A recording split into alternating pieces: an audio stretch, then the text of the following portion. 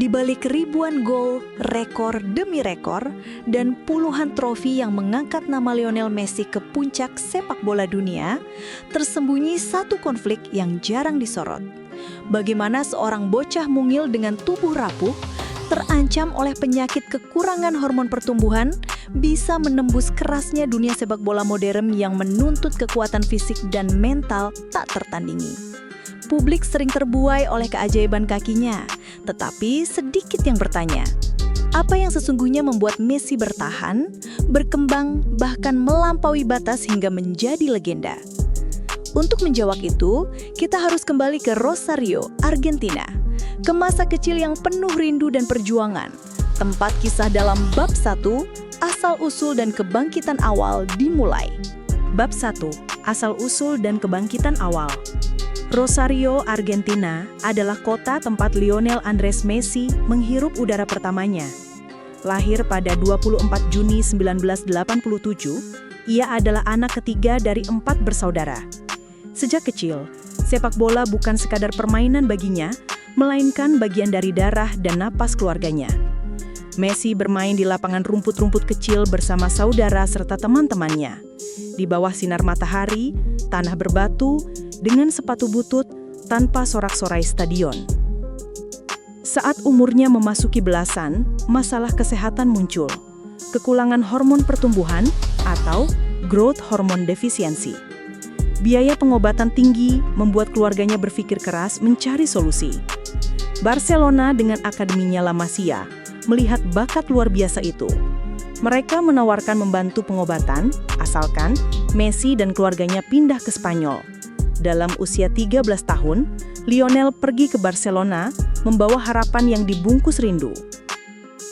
Di La Masia, ia belajar bukan hanya teknik menggiring bola, melewati pemain, tetapi mendesain permainan, visi, kecerdasan membaca ruang, insting kapan memberi umpan, kapan menarik bek ke dalam, kapan menunggu. Ia tumbuh bukan sebagai striker tradisional sejak awal. Sering bermain sayap, kadang memberikan assist, menjelma sebagai playmaker kecil.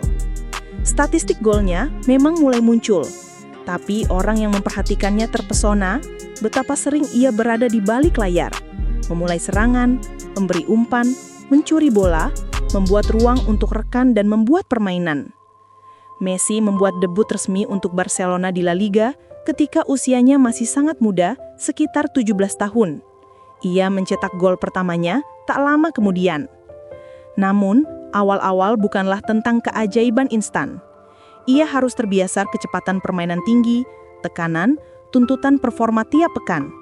Ia bukan hanya dicari karena gol, tetapi juga karena kemampuannya merespon permainan, bergerak tanpa bola, menyesuaikan posisi, dan beradaptasi dengan taktik pelatih. Seiring waktu, bawa pengaruh pelatih seperti Frank Rijkaard, kemudian Pep Guardiola, Messi mulai memainkan peran yang terus berubah. Dari sayap kanan yang memotong ke dalam ke tengah, ke peran false nine, di mana ia tidak hanya menunggu bola di depan gawang, tetapi turun ke tengah, menghubungkan permainan, menarik pemain bertahan lawan, memberi ruang untuk sayap dan gelandang untuk menyisahkan pertahanan lawan. Di sini level pertama dan kedua tercapai, level bakat alami dan produktivitas gol. Lalu, level taktik adaptasi awal. Bab 2. Puncak dominasi di Barcelona era Guardiola. Sekitar musim 2008 sampai 2012, Messi memasuki fase di mana ia tidak hanya membuktikan diri sebagai pencetak gol hebat, tetapi berubah menjadi pusat taktik Barcelona yang revolusioner. Di tangan Pep Guardiola, Barcelona membangun sistem penguasaan bola, pressing tinggi, rotasi posisi, transisi cepat. Disinilah Messi diberi kebebasan posisi false nine, wandering forward, terkadang melebar, terkadang turun ke lini tengah. Level ketiga muncul, dominasi kolektif, bukan hanya individu. Barcelona di bawah Guardiola meraih treble untuk pertama kalinya, La Liga, Copa del Rey, dan Champions League. Messi mencetak banyak gol, tapi yang membuatnya istimewa adalah bagaimana ia membangun kombinasi dengan Xavi, Iniesta, Dani Alves supaya permainan mengalir, ruang tercipta, lawan kebingungan. Ia menarik bek tengah, membuka ruang, memberi umpan, kadang gol datang dari dirinya, kadang dari rekan. Pada titik ini, publik dan media sering menilai Messi dari banyaknya gol, sepatu emas Eropa, rekor-rekor gol, Ballon d'Or terus berdatangan. Tapi Messi sendiri mulai mengungkap bahwa proses menciptakan creativity, keterlibatan dalam build-up, membantu rekan, kadang tarik mundur, itu bukan sekedar pelengkap, itu bagian dari identitasnya. Bola.net pernah menerbitkan bahwa Messi berkata, "Saya bukan pencetak gol biasa. Saya lebih senang bermain sedikit mundur, terhubung dengan bola dan mencoba menciptakan peluang." Ia juga menyatakan bahwa di beberapa pertandingan, ketika tidak mencetak gol, rasa frustasi muncul. Tapi ia belajar bahwa keterlibatan dalam ritme pertandingan, keputusan kapan maju kapan mundur, punya nilai yang tak mudah dilepaskan dari statistik gol. Adaptasi peran di sini bukan karena melemah, tapi karena kebijaksanaan dan pemahaman bahwa tim lebih besar dari individu. Ini yang kemudian membedakan Messi dari banyak mesin gol. Bab 3, era kepemimpinan dan adaptasi lanjut. Setelah era Guardiola, banyak pelatih yang datang ke Barcelona. Luis Enrique, Ernesto Valverde, Ronald Koeman, dan lainnya. Messi tidak stagnan. Tiap pelatih membawa taktik baru, formasi baru, rekan baru. Messi terus menyesuaikan diri. Kadang sebagai false nine, kadang lebih ke playmaker dalam formasi sedikit lebih dalam, atau sebagai pendukung striker kedua. Level keempat tercapai, kepemimpinan total dan kontribusi di semua aspek. Ia menjadi kapten Barcelona, kemudian Argentina. Ia bukan lagi hanya titik akhir serangan, tapi sering jadi titik awal. Ia memberi instruksi, memotivasi, memegang tanggung jawab moral dan psikologis dalam tim. Di Argentina, dalam turnamen-turnamen besar seperti Copa America dan Piala Dunia, Messi menunjukkan bahwa perannya melampaui gol, membantu menciptakan momen penting, memberi assist, memberi tekanan pada pertahanan lawan, menarik perhatian bek sehingga rekan punya ruang. Contohnya, ketika Messi di Inter Miami, bukan hanya gol-golnya, tetapi bagaimana ia mempengaruhi latihan, memotivasi rekan-rekan muda, menaikkan standar melalui latihan sederhana seperti rondo, yaitu latihan penguasaan bola, membuat atmosfer kompetitif dalam sesi latihan, sehingga pemain di sekitarnya tunggu. Bola.net menulis bahwa Messi turned a simple rondo menjadi kompetisi di bawah kepemimpinannya, yang membantu rekan-rekan lebih fokus dan peka. Seiring usia, Messi mengakui bahwa mencetak gol bukan lagi prioritas mutlak, melainkan keterlibatan dalam permainan, kepentingan kemenangan tim, memberi ruang bagi pemain lain, dan menjaga ritme tim. Ia mengatakan bahwa ia mulai mundur sedikit, bermain lebih ke belakang saat dibutuhkan, terlibat dalam build-up, dan tidak selalu mengejar angka pribadi. Bab 4. 4 level keberhasilan Messi dan bagaimana ia melampaui ekspektasi. Pertama, level bakat alamiah dan statistik gol. Dari usia muda, Messi sudah menunjukkan kecepatan, dribbling, insting mencetak gol. Rekor gol demi gol tercipta. Statistik golnya melejit, rekor demi rekor. Pencetak gol terbanyak La Liga, rekor gol musim tunggal, dan lain-lain. Kedua, level adaptasi taktis awal. Ketika ia menyesuaikan diri dari sayap ke tengah, ketika pelatih memintanya bermain sebagai false nine, ketika ia mulai turun ke lapangan tengah untuk mengambil bola, bukan hanya menunggu umpan, ini adalah perubahan besar, bukan hanya menyelesaikan peluang, tapi membuatnya. Ketiga, level dominasi kolektif dan pemecahan rekor di Barcelona. Di era Guardiola, Barcelona meraih puncak prestasi.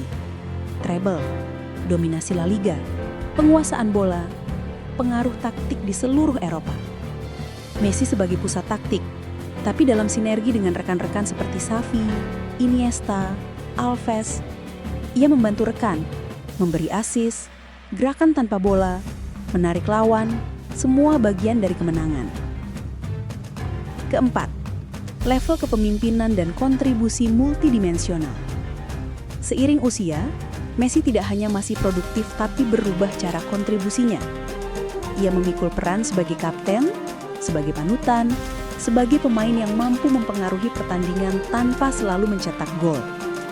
Dalam tim internasional Argentina, ia punya momen-momen di mana golnya bukan yang paling banyak, tapi kemampuannya menggerakkan tim, menahan bola, mendistribusi, memberi ruang, membuat keputusan.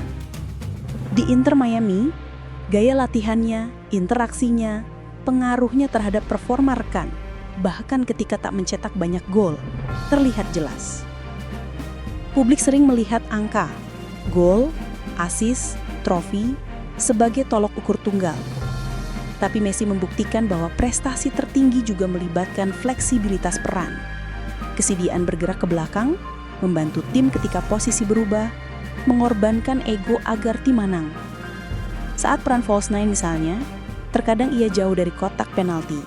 Namun dari posisi itu justru menawarkan dampak yang lebih besar. Membuka ruang, memberi umpan, menekan lawan, membuat serangan yang tidak terlihat oleh statistik gol semata. Bab 5. Plot twist dan refleksi akhir lebih dari sekedar gol. Masa kini dan refleksi. Di zaman sekarang ketika Messi telah melampaui usia yang biasanya dianggap puncak bagi pemain sepak bola, ia tetap relevan. Tidak selalu sebagai mesin gol, tetapi sebagai pusat kreativitas dan inspirasi. Ia mendapati bahwa peran yang pernah dianggap lebih ke belakang menjadi justru sangat penting. Kontrol tempo permainan, distribusi bola, membuat keputusan besar di lapangan. Ia mengadakan latihan yang memotivasi. Rekan-rekannya menjadi lebih baik karena berada di dekatnya. Ketika Messi menjadi kapten, baik di Barcelona dulu maupun di Argentina, ia mengambil tanggung jawab moral, mengangkat semangat tim di saat susah, memberi contoh kerja keras, komitmen di latihan dan pertandingan. Ia tahu bahwa kemenangan tim bukan hanya soal siapa mencetak gol terakhir, tetapi siapa mengambil keputusan ketika pertandingan genting, siapa mencipta peluang, siapa bertahan keras, siapa memberi umpan terobosan. Semua peran itu dilakukannya tanpa sorotan kamera sesering golnya, tetapi dengan dampak tak kasat mata yang sangat nyata. Apa yang sebenarnya membuat Messi tak tertandingi? Bakat luar biasa dan statistik gol banyak memang fondasi yang dibangun di era awal Messi. Tapi inti keberhasilan Messi yang sering diabaikan adalah ia bukan hanya pencetak gol, tetapi playmaker dalam berbagai peran. Ia mampu beradaptasi dari sayap ke false nine ke peran yang mundur untuk mengatur serangan. Ia berkontribusi saat tidak mencetak gol, assist, inisiasi serangan, intelijensi taktik, menahan bola, menguras tenaga lawan. Dalam sebuah artikel bola.net berjudul "Mencetak gol ternyata tidak terlalu penting bagi Lionel Messi", dijelaskan bahwa Messi sendiri pernah berkata, "Alih-alih saya terlalu lama menghabiskan waktu tanpa menyentuh bola, saya bisa meninggalkan pertandingan itu." Itu menunjukkan bahwa pendekatan Messi kepada permainan bukan hanya mengejar gol, tetapi mengejar keterlibatan, dampak dalam pergerakan tim keseluruhan. Demikian juga di artikel mencetak gol bukan lagi prioritas Lionel Messi. Ia menyebut bahwa di usia menjelang 33 tahun, ia lebih sering melangkah mundur dan lebih menjadi pencipta daripada sekedar pencetak gol. Messi adalah manifestasi dari evolusi, dari anak Rosario yang bermimpi menjadi pemain yang hebat. Melalui tantangan fisik, adaptasi ulang posisi, tekanan ekspektasi fantastik, hingga kepada kepemimpinan yang matang. Kita yang menyaksikan sebagian besar karirnya seringkali fokus pada gol-gol spektakuler dan rekor-rekornya. Tapi keberhasilan sejatinya adalah bagaimana Messi mampu melampaui batasan yang ada. Bukan hanya batasan fisik atau taktik, tetapi batasan peran yang biasanya disematkan kepada striker atau pencetak gol. Ia mengajarkan bahwa adaptasi, kreativitas, membagi beban, itu bagian dari puncak prestasi.